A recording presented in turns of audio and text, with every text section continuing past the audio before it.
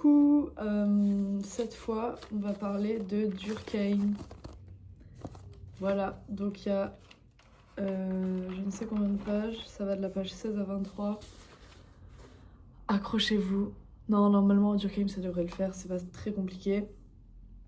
Donc c'est parti. Je tiens juste à rajouter que je suis désolée pour le son. Il y a énormément d'écho dans la chambre de mon frère, mais j'avais pas d'autres trépieds, que ça. Donc je vais essayer de trouver un autre endroit, mais vraiment je suis désolée pour la sonorité. Alors, on a... Donc déjà, pourquoi Durkheim? Pourquoi on étudie Durkheim? En fait, Durkheim, il va allier la théorie et le rapport au terrain. Donc l'abstraction d'une réflexion et l'empirie. C'est ça qui est la substance de tout son travail. Il a un caractère organique parce qu'il était prof de socio à la fin de sa carrière. Il est le fondateur de l'année sociologique et il est holiste et positiviste. Normalement, ces deux notions-là, vous les connaissez maintenant. En 1893, pardon, il a écrit de la division du travail. Donc en fait, il définit la division comme la spécialisation et il se demande si c'est une conséquence ou une évolution. Selon lui, la solidarité, c'est le ciment de la société et le social fait le collectif. Donc il définit deux solidarités, la solidarité mécanique et la solidarité organique. Pour lui, la solidarité mécanique, elle est automatique. Ça vient des sociétés traditionnelles où les individus sont identiques. Chacun peut effectuer les mêmes tâches, il n'y a pas de division. Et être différent, c'est mal vu et ça mène à l'exclusion. Il y a des similitudes dans les croyances, dans les valeurs, dans les modes de vie. Et la sanction est radicale. On peut relier ça à Surveiller ou punir de Foucault. Où en gros, vraiment la sanction, c'est par exemple le crime de lèse-majesté et tu te fais couper la tête en gros. Donc il y a vraiment un gros partage des valeurs. Et la solidarité organique, c'est des individus qui sont des organes distincts d'un organisme non substituable, où chacun est complémentaire et nécessaire. Il y a des spécificités et des spécialités dont les autres ont besoin pour faire fonctionner le social. Donc cette fois-ci, les valeurs sont plus ou moins partagées. La justice est présente pour réparer le mal. Comment passer d'une solidarité mécanique à une solidarité organique? Donc c'est un passage structurel qui échappe aux individus, donc c'est de l'holisme, dû à l'accroissement démographique. En fait, il y a peu de guerres, peu de pandémies et peu de famines. Donc il y a énormément de reproduction sexuelle et on est beaucoup, donc on doit se spécialiser. C'est du déterminisme social. En 1895, il a écrit les règles de la méthode sociologique. Donc, il définit le fait social. C'est le comportement ou la représentation qui s'impose en coercition aux individus. La coercition, ça veut dire que c'est de manière violente, contrainte, en gros. Par exemple, le prénom, on pense en donner un original, mais tout le monde le donne. Par exemple, Léo, Léa, Jules, enfin tous les prénoms un peu originaux, crari, mais pas du tout. Il y a aussi comme exemple les accidents de la route, la famine, la mode. En fait, tout est déterminé socialement. C'est quelque chose de prévisible, de régulier et de coercitif. C'est une chose qui est extérieure aux individus et elle est vue de manière positive, parce qu'on peut la toucher, genre. Donc c'est une contrainte sociale, c'est pas du tout spontané. Et il définit 5 règles. L'observation, le pathologique, l'explication, la constitution de type et l'administration de la preuve. Donc en fait, l'observation, c'est regarder des éléments positifs, donc observables. Le pathologique, c'est ce qui est étudié, c'est différent du normal, de ce qui est attendu. Je vous donnerai des exemples après. La constitution de type, c'est un phénomène par catégorie, donc c'est nominal, exhaustif et spécifique, mutuellement exclusif. L'explication, c'est la recherche de la cause sous forme de loi, de description. Et l'administration de la preuve, c'est étayer une démarche ou une réflexion scientifique. En 1897, il écrit le suicide.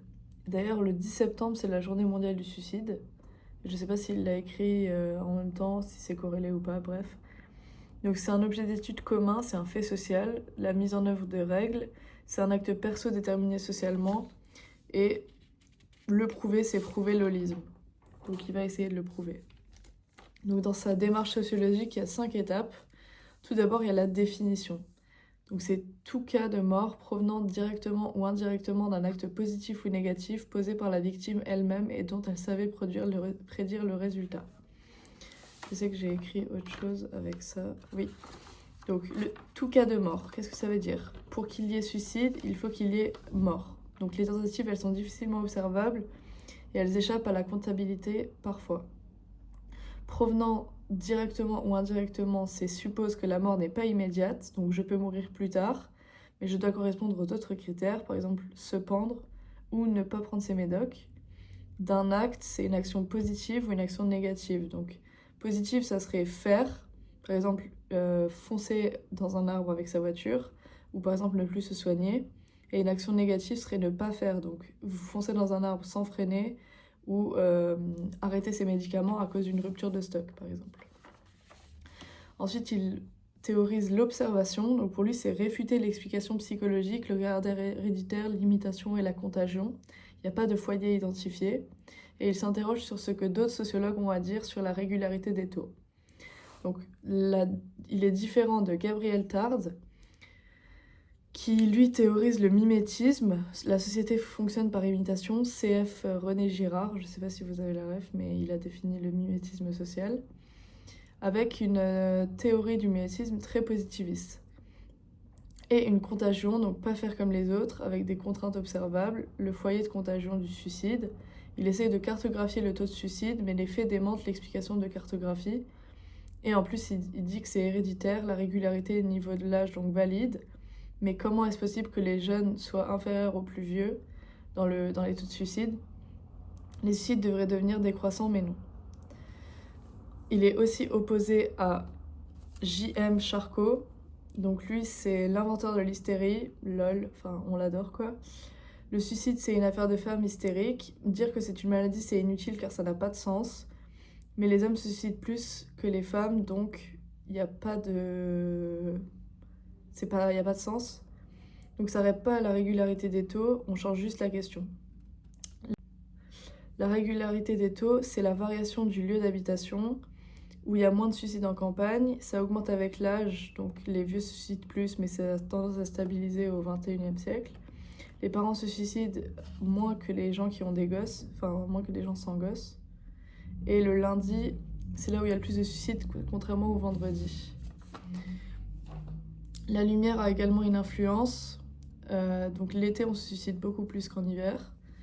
L'économie en mouvement, ça crée moins de suicides en crise politique et pas du tout de suicides pendant les guerres.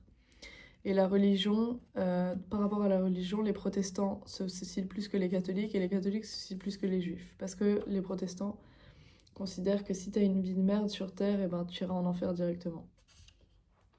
Le fait social est régulier et positif. Ensuite, il définit la typologie.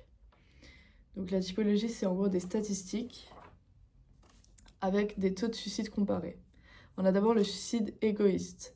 Donc lui, c'est pas l'égoïsme du sens commun, c'est l'individu qui est coupé de son groupe d'appartenance. Donc il se replie sur lui-même car il manque d'interaction sociale. Ça augmente avec l'âge car les vieux sont retirés du social. Au 19e siècle, c'était plus épisodique. Au 21e siècle, c'est permanent avec les EHPAD et les homes. Il y a une augmentation dans les villes car personne ne fait attention à personne. L'avantage, c'est qu'on s'en bat les couilles de tout. Le désavantage, c'est que tout le monde s'en fout de toi, donc tu ne connais pas tes voisins et ça te crée un anonymat exacerbé. Donc on n'est pas protégé mais libre. Alors que dans les villages, on parle de son voisin et sur son voisin, des rumeurs au maximum, mais on est protégé, au moins, même si on est contraint. Le deuxième type de suicide, c'est le suicide altruiste, avec beaucoup moins de statistiques sur celui-ci. On le fait pas pour autrui, mais avec autrui. Donc c'est par exemple la police, les militaires, ils le font car ils ont des armes et ils ont des contextes de mort plus... pas avantageux, mais genre... logiquement, ils vont plus facilement mourir qu'un comptable, quoi. Donc c'est un acte collectif avec une solidarité, un sens du sacrifice, et c'est pas pathologique. Ensuite, il y a le suicide fataliste. Donc, il n'y en avait pas du tout au 19e siècle, mais ça a son importance. Ça a été observé dans la littérature antique, avec les révoltes des esclaves, car leurs conditions étaient insupportables. Certains s'enfuient, les autres sont tués. Et c'est un suicide car les risques sont connus. Mais il n'y a pas d'autre choix que de la révolte, donc c'est fataliste. Il y a une stabilité dans les statistiques et c'est pas pathologique. C'est une réponse normale à une discipline oppressive. Ensuite, le suicide anomique, il n'a pas de sens. En fait, c'est des normes et du sens, mais ça n'a pas de sens. Mais c'est pas vraiment ça. C'est plutôt un trop-plein de sens. Si vous n'avez pas compris ce que je viens de dire, retenez juste que c'est un trop-plein de sens. Donc l'anomie augmente le taux de suicide pendant les périodes de croissance et de crise économique. Pourquoi pendant la crise économique ? Parce que les moyens économiques diminuent et les besoins diminuent beaucoup moins, en fait. Et donc, ça crée une frustration. Et pourquoi ça se passe pendant les périodes de croissance ? Car les moyens augmentent, donc il y a un relâchement, et les besoins et les désirs augmentent de fou, donc ça crée encore une frustration et un risque de suicide. C'est pathologique car il n'y a pas de stabilité économique. Par exemple, l'anomie religieuse, il y a trop de sens, trop de possibilités de religions différentes, donc il n'y a pas de pratique au XXIe siècle, alors qu'au XIXe siècle, on était forcé d'y aller, on était contraint à la pratique. Quelle est la différence entre le suicide altruiste et le suicide fataliste ? Dans le suicide altruiste, l'individu se sacrifie pour le bien d'un groupe par excès d'intégration, par exemple les kamikazes ou les soldats. Et dans le suicide fataliste, l'individu met fin à ses jours à cause d'une oppression excessive et un avenir sans issue, par exemple les esclaves. Et quelle est la différence entre un suicide altruiste et un suicide égoïste ? Le suicide altruiste, il est très intégré socialement, et le suicide égoïste, il n'est pas intégré socialement, c'est pour ça qu'il se suicide. Dans un quatrième temps, on a la théorie. Dans un cinquième, on a les conséquences. Donc il a vraiment envie de résoudre ce problème, donc il va donner des éléments pour créer des décisions politiques. Mais le problème, c'est que c'est le suicide anomique, les valeurs qui ne sont pas ajustées à la société. Donc Durkheim propose de réintroduire des corporations professionnelles dans les sociétés. C'est des groupes constitués par des métiers secteurs qui favoriseraient le partage de valeurs communes avec une intégration normative et forceraient la solidarité entre les membres. Donc c'est une logique rigoureuse de son analyse. C'est un fait social transparent. On est obligé de penser que l'acte individuel est déterminé par le collectif. Il y a une réelle importance de l'intégration. L'intégration normative, c'est partager des valeurs de la société.